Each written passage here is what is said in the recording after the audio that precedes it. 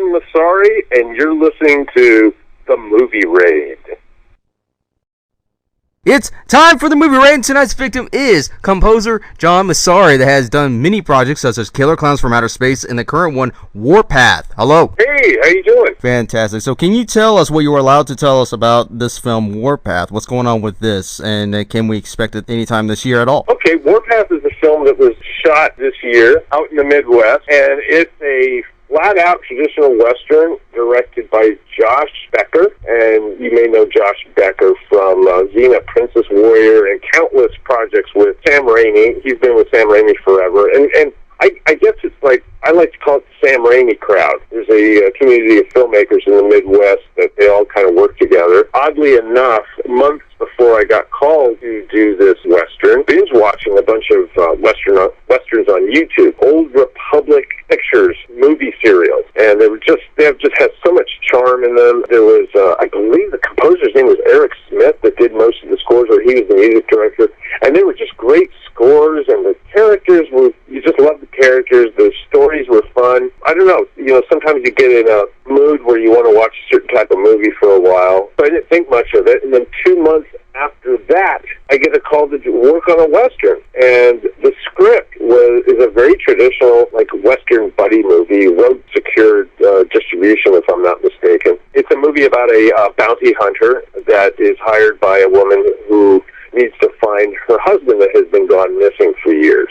On their trek, they become friends, and they go through a variety of adventures, and it was a lot of fun. It's a fun movie. Josh Becker is a very good director, and I hope to be able to tell you when it's going to be streaming or potentially coming to the theater. I kind of doubt it's rare that movies come to the theaters these days, but that's one of the things I can talk about. Yeah, when it comes to structuring a moment in composing for a film, do you think it's more important to place yourself as the director of that scene to make that moment happen, or do you think there's other methods for that? Well, that's a very good question. You make an interesting supposition there. Basically, it depends, movie to movie, project to project. Basically, I like to fall in love with whatever I'm working on. I have to really love the characters and feel like they're friends of mine and identify with them, even though it could be protagonists, could be the good guy or the bad guy, it doesn't matter, or a good girl or the bad girl. I just feel I have to identify them in some way in order to be able to make the music work with them. As far as directing the scene, well, it's kind of already been directed. It's kind of what you see is what you get. You can change the interpretation of the scene. I mean, there could be something that you could think humorous, but then you can make the music seem like, oh, wait a minute, they're being humorous toward each other, but they're hiding something. You have to know what the intention is. You don't want to rewrite the script with your music. For instance, you could do something that makes the movie, maybe gives away too much of the plot, and you don't want to do that. Like, so the jump, we got a laugh coming up here. I need you to time out the music where it reaches its climax, either earlier or later, to set up this gag. Oh, by the way, comedy is my favorite, and it's the most difficult, but it's my favorite genre to compose to. And I must say that when the first Ghostbusters came out, I must have saw it 10 times and went into the movie theater at least on 4 or 5 occasions with a little tape recorder, record the movie as if it was a radio show, just to listen to the timing of the music when the music comes in and out, how the music builds, because Elmer Bernstein is such a master with that. And the same thing for the movie Stripes. Such great comedy on every level, the writing, the acting, the editing, the directing, everything. And so the music, pinpoint accuracy it has to make. It has to hit its marks in order to make the joke work. To answer your question, you got to work with the director, because it's their movie. They're interpreting a script that they've written and that many people have gone through and approved. But you're right, I do have that power. I can make things seem ridiculous if I wanted to, if I wanted to be very mischievous about it. But other than that, I kind of work with the director on the mood that they're trying to set. Oh yeah, it's definitely important, because when you get into that moment and when you see it on screen and you match it up to that moment and they relive that moment, especially when it gets on soundtrack, if it does go on soundtrack, or just simply memorizing it, that the fact is if they follow the scene, they follow the music, and that's the most important key of the whole thing, and that's where your art really shows. Now, do you think in this business as a composer, composer, do you think a composer needs to be more self-aware of their product and not just be a reference? Often, it's not really a great practice, and I think it's starting to wane. There's a practice where when movies are edited and cut together, in order to make the time out the cuts better, the editor and director and producer sometimes put in temp music from another movie, hopefully like move the movie along. Quite frankly, it's very difficult to watch a movie that needs music. It doesn't have music, and to the untrained eye, it can seem real awkward to watch a movie that doesn't have any music on it. Everyone's like looking at each other like, well, now what's happening, kind of thing. It's good in the fact that easier to watch the viewing experience of the movie as they're working on it is easier to watch and work with. The bad side is everyone gets used to whatever that is, so that music starts to perpetuate. You start hearing like the same kind of music in most movies. And I think with the past year and a half to 2.5 years, we've been moving away from that because there's been a calling out saying, listen, everything's starting to sound the same. And kids that are studying film music are starting to copy this generic sound. It's not a good thing. And I can tell you, and a lot of other composers tell you, that anytime any film that I've done that has not had a temp track, that we had to basically strike everything down and from the ground up, those have been the most successful and memorable films that I've worked on. I tell people of an example of Harry Potter. John Williams was just given a basic concept. And can you come up with a theme so we can make our trailer? And for some reason, they didn't have the trailer ready, and maybe they didn't want to show it to him.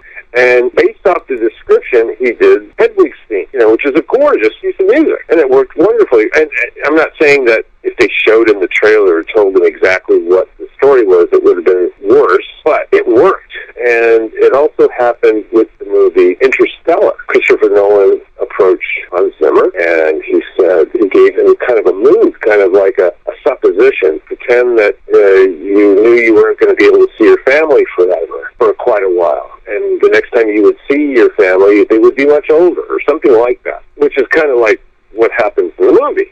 Right? But he didn't tell him it was a science fiction movie because the director wanted the emotional impact. And so Hans Zimmer said, well, give me a few weeks, and he did a piece, and he said, oh, that's going to be perfect. And then he told him, okay, this is a science fiction thing, and that's going to work, and, we're not going from a science fiction sound, we're coming from a human emotion. So there you go. That's my explanation. Basically, over-reference other music in new music thankfully, I think it's seeing it today. Hopefully never repeated.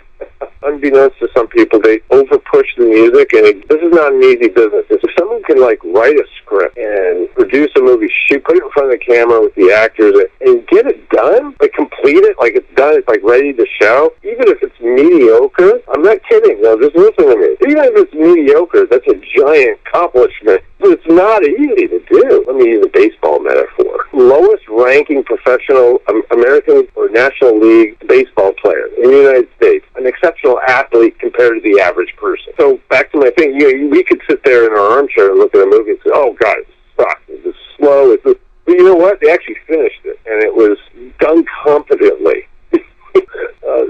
Sometimes, people, they may, overdo it, give away. You want a really great jump scare. Sometimes you don't put any music in the scene until the scare happens. And sometimes, literally, 2 frames after you see it, then the music comes in.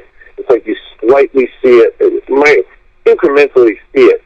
It's almost imperceptible, and then, bam, the music hits. But if the music is scary to setting up to the jump scare, or there's a red herring. You have scary music and you think there's going to be a jump scare or something crazy is going to happen. And then you realize it's the cat came back in the house.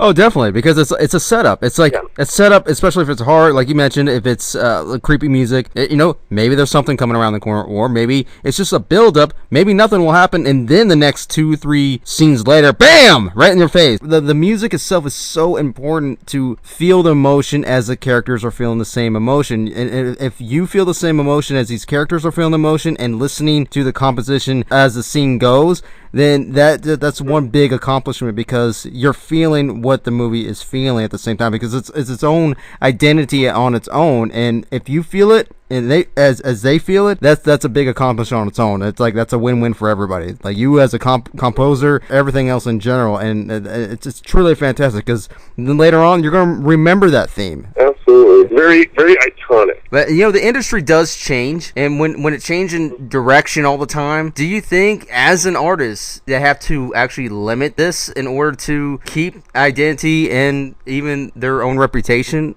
as the industry changes? I can only speak for myself. If I was approaching any score, or even a new score, like I did in 1991, it wouldn't be a very rewarding experience. It's always very gratifying to change your game, to adopt a new angle or approach.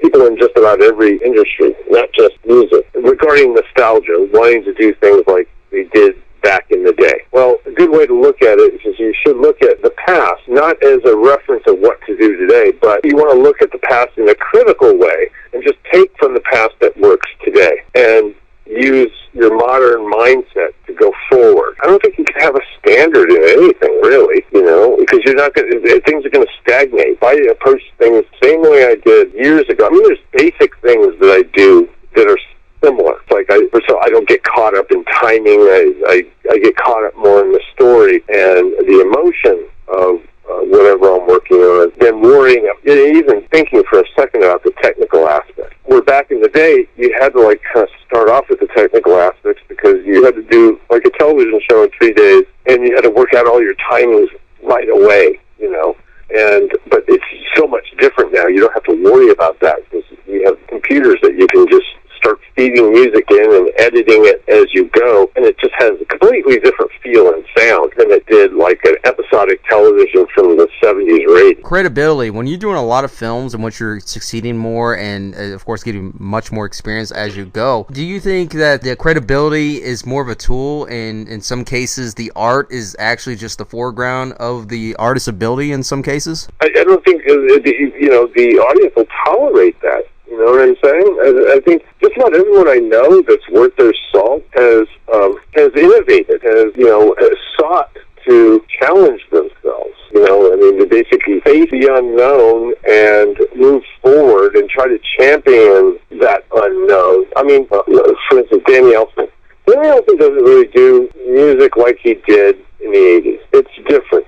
You can kind of hear his style, but he has different approaches. Like, for instance, one of my favorite scores of his is not a typical Elfman score, and that's Good Will Hunting. That was a score, it was a drama. My respect for him went up greatly after seeing that film. And I can hear influences of composers that not everyone knows about, but other composers know about. Like there's a classical composer, he's still alive. I think he's in his 90s now.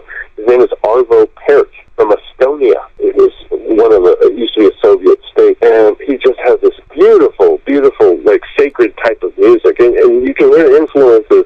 Like you can tell that Danny Elfman was listening to that and being influenced by it. Well, not copying it, but just being influenced by it. And a number of other composers. And Hans Zimmer, I think he broke away from a certain sound that he had for a while with Interstellar. He didn't treat it like an action film. So I appreciate when people really change things up and they do the unexpected, and it works. I have worked with other composers. I have worked actually 4 other composers, helping them do their projects. It's been very rare they've taken a credit as additional music, because I just don't want to. Some people just need help getting through something. We don't want to leave anything unfinished or done inadequately. So we call on people to help us out. And I can tell you, I had one experience with a composer that was working on a particular project, and he confided in me. He says, I'm just getting sick of doing this. It's just basically they want a slight variation of the same thing. And anytime I tried to do something new, this was at a time where you were not allowed to reuse music that was previously recorded. You always had to look at the union rules that you had to record new music for every new episode. I think it started in the late 60s, because, as you know, like the old Star Trek series, they used to record the music for a particular number of episodes and then recycle those pieces of music throughout the rest of the season to we had to do, it was a lot more work, and which was good. But this particular composer was like just pulling his hair out because I'm sick of doing the same thing. I just don't know what to do now. They want me to do the same thing. So he would have other composers do the thing he was doing all these years, and he would just like conduct or just do, out of 20 minutes per each episode, he would only do like a couple of minutes, just to save his sanity. So, and what's really sad is that afterwards, after that was done, there was just nothing else to do. Everyone remembered him for years of the same music, no change whatsoever. Here's a good example. You have Alan Silvestri that was doing a TV series called Ships, about the Highway Patrol. It's like, I think, if I recollect his story correctly, he was just, after he'd done that series, the phone stopped ringing. I think he did a movie called Fandango with Kevin Costner. It was really cool. And then not too long after that, he did, I believe, Romancing the Stone before he went on to Back to the Future. There's an example of someone who's doing a certain type of music for a number of years, be like musically typecasted for that kind of music and just never move, or they can just get out of their comfort zone and seek out other people to work with. And it's not easy. I mean, to be very honest with you, when I did this for Josh Becker, when I did the Western, they said, well, you're known as the Killer Klowns guy. What do you know from Westerns? I go, well, I don't know if you looked at my IMDb. I also did a feature, a biblical feature called The Story of Jesus Christ, which has nothing to do with Killer Klowns from outer space. So I think I'm very qualified to do a Western. And so after I did this, like the first cue, they were just really thrilled. When I did the opening title, it's very iconic. Western, Americana, cinematic Western music. And so you have to kind of like jump off the cliff, so to speak. And Lee Bradbury used to say this, you want changing in your life, you got to just jump off the cliff and figure out how to fly on your way down, because that's the only way you're going to move forward. Well, go ahead and plug in any websites that you want to plug in or anything that we can check out right now. As far as website, you caught me. It's still being constructed, so I'm not going to give you we're working on it kind of thing. Just go to my SoundCloud. My SoundCloud has a pretty good amount of music, and it gets updated regularly. It's very eclectic stuff, very new and experimental. I did the sequel to The Cell. There was a sequel. It wasn't that popular of a sequel to that movie, but the music sure was a lot of fun to work on. Because it was like absolutely terrifying music. It was so terrifying that my kids, as teenagers, it makes them uncomfortable. So that was a lot of fun. And that's pretty frightening stuff. And I believe I think I maintained ownership of that music. Friends of mine that put on Haunts, I'll let them use a few tracks from that. Go see Killer Klowns from Outer Space at Orlando, Halloween Horror Nights in Orlando at Universal Studios, and Halloween Horror Nights in Hollywood at Universal Studios, because it's only going to be on until November 3rd. And I may be out at the Hollywood location for Halloween proper, October 31st. So maybe you might want to come out there and say hi to Uncle John. The beauty of Halloween Horror Night, that every year during the Halloween season in both Hollywood and in Orlando at Universal Studios, is to see the dedication that the loyal fans come out in support of their favorite horror movie brands. And we're so blessed to have Killer Klowns from Outer Space at both locations in Hollywood and Orlando. And let me tell you how inspiring it is to see people wait for 2 hours in line. Sometimes the lines have as many as 3,000 people in them. To have an experience that lasts for 10 minutes. I say this to the people that want to see a sequel, that ask me all the time, when are you guys going to do another movie? When are you going to do another movie? Well, let me tell you how it happened at Universal Studios. The only reason why it's at Universal Studios is because the fans demanded it. They told the people at Universal Orlando and in Hollywood, we want to Killer Klowns from Outer Space haunted house. And they gave it to them. It's simple as that. So if you direct that desire maybe to the intellectual property owners of Killer Klowns from Outer Space, which in this case just happen to be MGM, Metro Goldwyn Mayer, maybe if they got 100,000 emails, maybe if they got 1 million emails, maybe if they got 2 million emails, they would definitely respond, especially if you want the Kyoto Brothers to produce it, and if you want John Massari to do the music score and maybe bring back the Dickies to do a different incarnation of the opening theme. I think we can give you a wonderful movie. So what do you think about that? And And there you have it, everybody. That is John Massari.